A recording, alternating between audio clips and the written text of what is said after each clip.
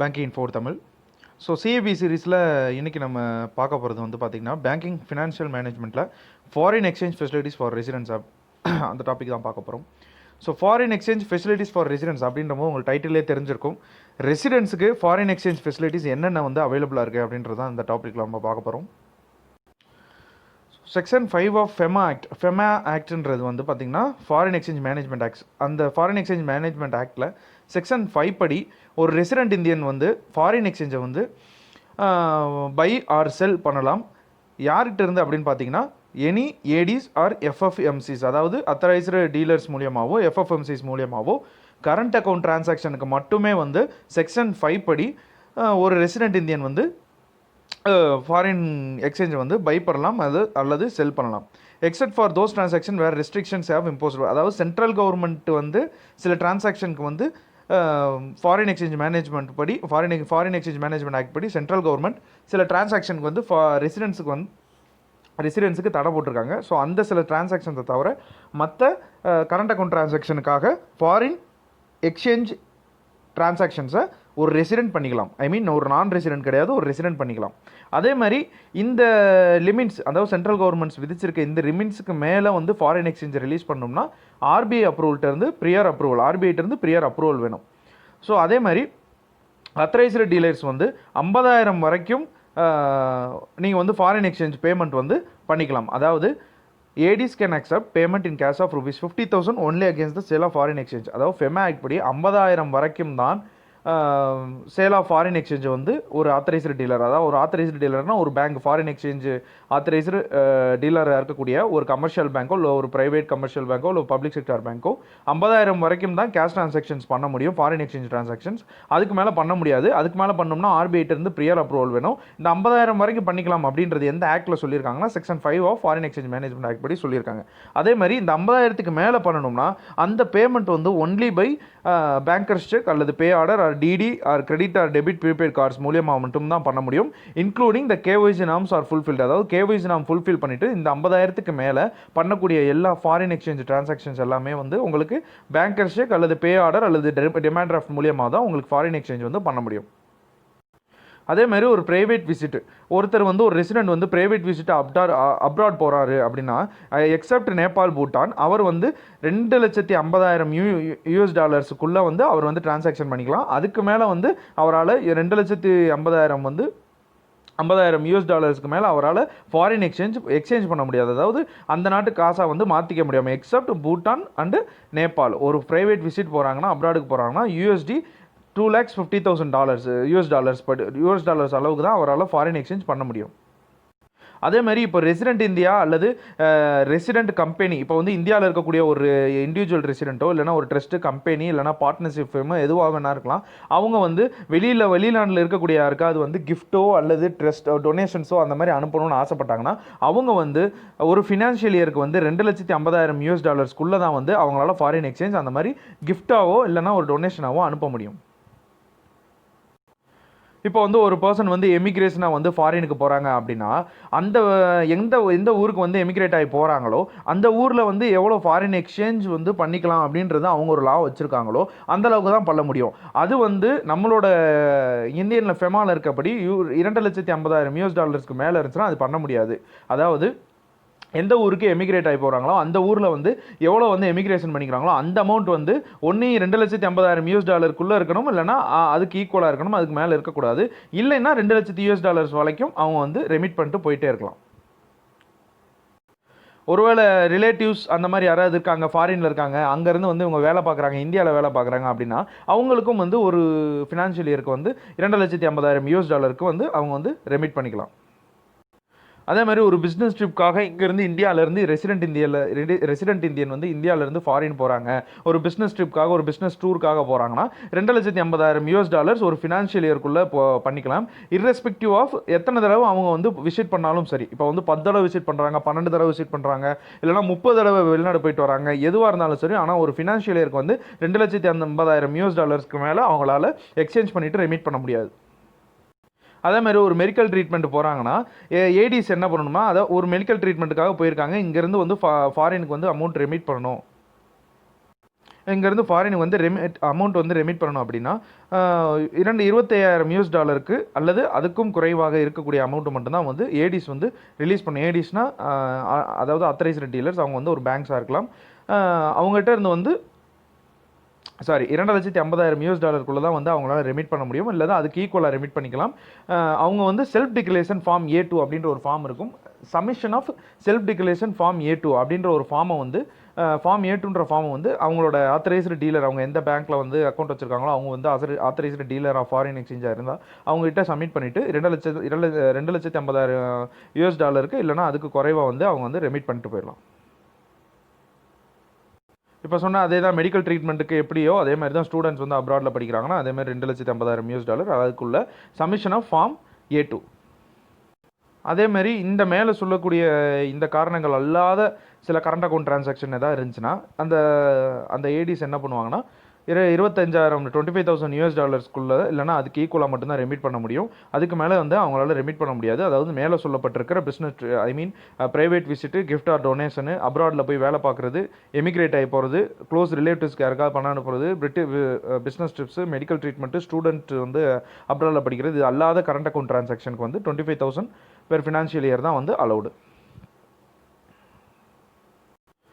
So இன்னொன்று முக்கியமான விஷயம் என்னென்னா, அந்த ஃபாரின் எக்ஸ்சேஞ்ச் பர்ச்சேஸ் பண்ணியிருக்காங்களா, இங்கேருந்து வந்து அந்த ஃபாரின் எக்ஸ்சேஞ்சை வந்து இப்போ வந்து இங்கேருந்து நான் வந்து பிஸ்னஸ் ட்ரிப்காக யூஎஸ் போகிறேன் அப்படின்னா, நான் வந்து US டாலராக மாற்றிட்டு போகிறேன். இந்தியன் கரன்சியை வந்து US டாலராக மாற்றிட்டு போகும்போது அந்த US டாலர் வந்து 180 டேஸ்க்குள்ளே அவங்க வந்து யூஸ் பண்ணியிருக்கணும். இல்லைனா அந்த ஆத்தரைஸ்டு பர்சன்ட்டை வந்து டெபாசிட் பண்ணிவிட்டு அவங்க வந்து மறுபடியும் புதுசாக வந்து அவைல் பண்ணிட்டு போகணும். ஏன்னா வந்து அந்த 180 டேஸ்ன்றது வந்து பார்த்திங்கன்னா உங்களுக்கு ஃபாரின் நான் ரெசிடென்ட் இந்தியன் அப்படின்ற ஒரு ஸ்டேட்டஸ்க்கு வந்து அந்த 181 டேஸ்ன்றது வந்து முக்கியமான ஒரு விஷயம். அதனால் அவங்க வந்து அந்த 180 டேஸ்க்குள்ளே அந்த ஃபாரின் எக்ஸ்சேஞ்சை வந்து அவங்க வந்து யூட்டிலைஸ் பண்ணியிருக்கணும்.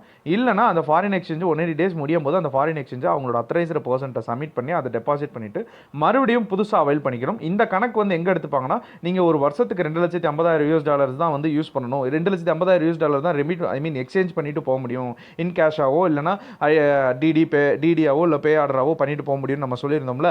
அங்கே வந்து இந்த லிமிட்டை யூஸ் பண்ணிப்பாங்க. நீங்கள் ஒரே ஒரு வாட்டி ஒரு 10 லட்சம் ஒரே ஒரு வாட்டி ஒரு $1,00,000 நீங்கள் வந்து ரிவைஸ் பண்ணிட்டு போயிட்டீங்க. பட் அதை வந்து ஒரு வருஷமாக வச்சுருந்துருக்கீங்கன்னா அது வந்து கணக்கு கிடையாது.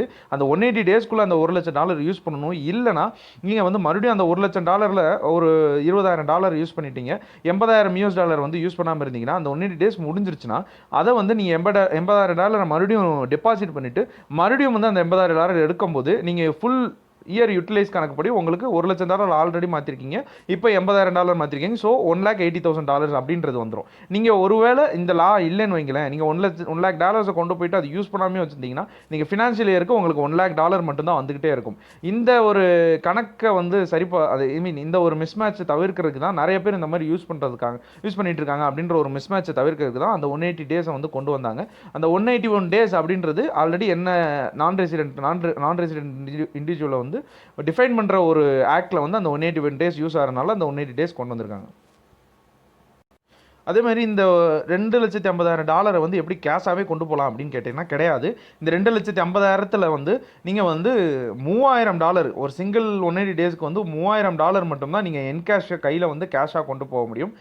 அல்லது $3,000 மட்டும்தான் நீங்கள் வந்து கையில் என்கேஷ் பண்ணியோ இல்லை காயின்ஸாவோ நீங்கள் ஃபாரின் கொண்டு போக முடியும்.